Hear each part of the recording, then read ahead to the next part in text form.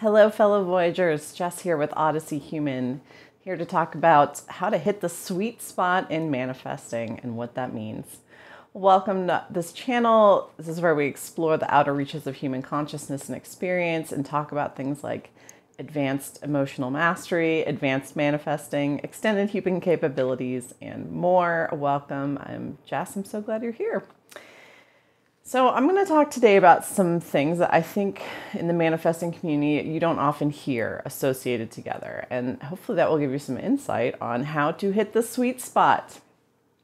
And this is also born from some of my own feelings and realizations that I've been having as I've been manifesting bigger and bigger things with more ease, more effortlessness. And I would love for you to be in that same space. So let's go there. Let's talk about safety. How safe do you feel about the thing that you want, about your desires, about your big goals? How safe do you feel? When you think about them and bring them to mind and kind of investigate that question, I encourage you to kind of reflect on it, because I want to talk about how important safety is when you are thinking about your desire, right? If we are really fearful about not receiving something, or we're anxious about it, or when it's going to come, or the timing, or, will I ever get this? Is it possible? All of those kind of anxieties and fears come from a certain belief. And that belief is that there's separation. Because if you still believe in separation, right, we can, on the spectrum of belief in manifesting, we can understand and know that we are entirely generating our own experience from what is percolating in our conscious mind that then gets impressed in our subconscious and projected out into our sensory reality. That's how it works. And so when you fully claim that and fully know that, the fears kind of melt away.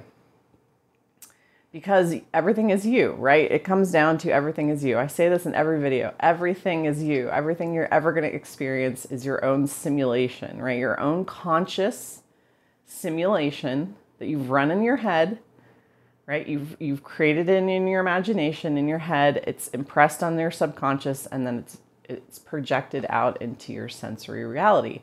So it's all your creation. It's all the things that we've chosen, either with putting our attention on them or assuming things were a certain way, or all of the things they talk about in manifesting that our subconscious is like, okay, it just spits it out into our reality. It just automatically, it just projects it out, and there it is.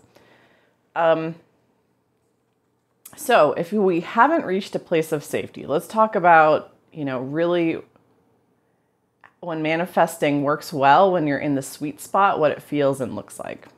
So the first thing, and there can be multiple things here if I bear with me, is that you feel safe enough that you're ambivalent if it happens or not.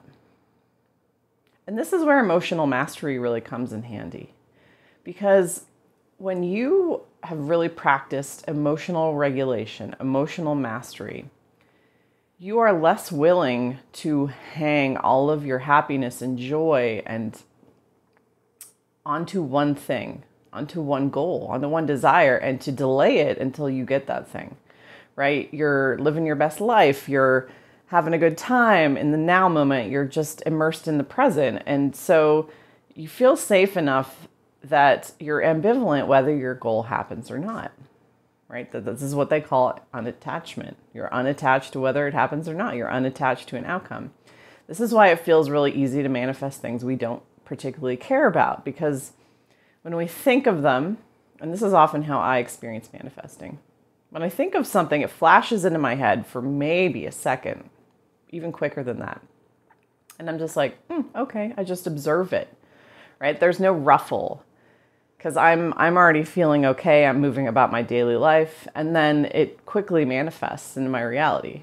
Because it was just neutrality, right? There was no there was no sense of fear of, oh my gosh, what if I don't get this? And that's why it feels so easy to manifest those things. And often when we say, when we're manifesting little things, it's the same thing. It's like, if I don't get this free cup of coffee, if, XYZ doesn't happen, I'm okay. Like there's no loss of myself or delay of gratification or happening. I feel safe enough that I'm ambivalent if it does or doesn't happen. This is also why when people say they quit caring about something, it often will come into their reality because they've regained that sense of safety, of dependency on that desire, dependency on that thing being created in their consciousness, of appearing in their sensory reality, to feel okay, to feel happy and normal and like everything's fine, all is well. So the other situation, if you've reached safety, is that you feel safe because you've practiced simulating enough. You've simulated, use your imagination, done your visualizations, done your affirmations, whatever puts you in belief that this is going to be yours. You've practiced it enough that you know it's yours. And then you've reached safety in that way, right? You've practiced it. And through that repetition, developed some new neural pathways where you then are like, oh yeah, this is mine. I totally got this. You essentially through repetition have convinced yourself to form a belief that this is yours. And safety can come from that way too.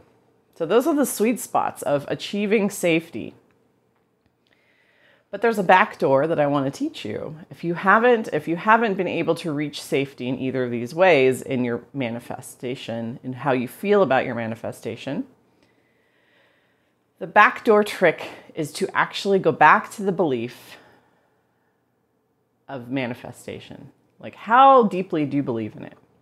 How much do you actually believe that you're generating your reality, that it's all you, that everything you're experiencing is you? How much do you actually believe in that? Because if you've been at something a while, if you've been trying to generate a big belief for a long time and there's just no movement, the trick is you have to bolster your belief in manifesting. You have to go back to the basics of, I really believe in manifesting. Because again, when you get stuck or we don't feel safe, or because there's a little bit of that fear and like, oh my gosh, it's been a long time and there's no movement. Do you feel that? There's like fear of that, fear of not getting it. And that again is that belief in separation. If you believe in the separation, you're going to feel the fear. If you know everything is you and you've got it all under control, you're going to feel 100% safe. So go to the back door of practicing manifesting little stuff and building your belief in your own ability to create your reality. It's that easy. And it's fun. And it's a distraction. If you've been focusing on something for a long time, go back to the basics, shift your attention a little bit, go back to building your belief in manifesting, building your belief that you're a creator and creating other things in your life that are like, oh my gosh, wow, yeah. And you're going to get better and better at that. And it's going to be fun. Make it fun. Make it enjoyable.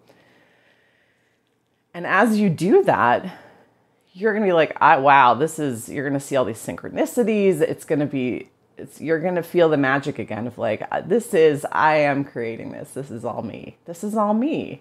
And you reconnect with yourself as the center of it all, as the center of your own universe, as the center of your conscious experience. You connect with that God self. And that is the trick to feel safe. Because as you do that, you close that gap. You start to displace that belief of, there's separation, there's something outside of me I'm trying to get. And you start to reinforce the belief of, oh yeah, this is all me. Everything I experience is me. I can have anything I want because it's all me all the time. Everything I experience is me. Everything I will experience is me. It's always going to be me. Me. So, and you rest in that and you're like, okay, I got this. That safety comes from that feeling, a natural safety of like, I got this. and the fear goes away and you feel safe. And that's the sweet spot. You've hit the sweet spot. That's what people refer to as the Sabbath, right? When you're resting in safety, when you're totally fine, when you're like, yeah, either in the knowing or in the ambivalence of whether it happens or not, I'm cool. I am cool because I inherently feel safe. Yeah. And then you're just knowing it into being at that point. You've kind of locked into the safety. You're like, I got this. This is mine. It's all me. It's all me. I'm safe in this. I'm safe in this decision to have it. I'm safe in expecting to receive it. I'm safe in, anticipating it and getting excited about it. I'm safe in knowing that it's mine. You're going to feel safety in all those levels. And that's the Sabbath. That's resting. Because otherwise we become a slave. When we believe in the separation, we're going to be efforting. We're going to be frustrated. We're going to be pushing ourselves to do techniques. There's an effort. There's this trying energy of trying to make it happen. It feels tiring. It's exhausting. It's tiring. It's defeating. It doesn't feel safe. That does not feel safe. So ask yourself where your level of safety is with your desire. Be really honest with yourself and then move into it in the ways that I just talked about. So leave a comment below. Let me know what you thought and have a wonderful day.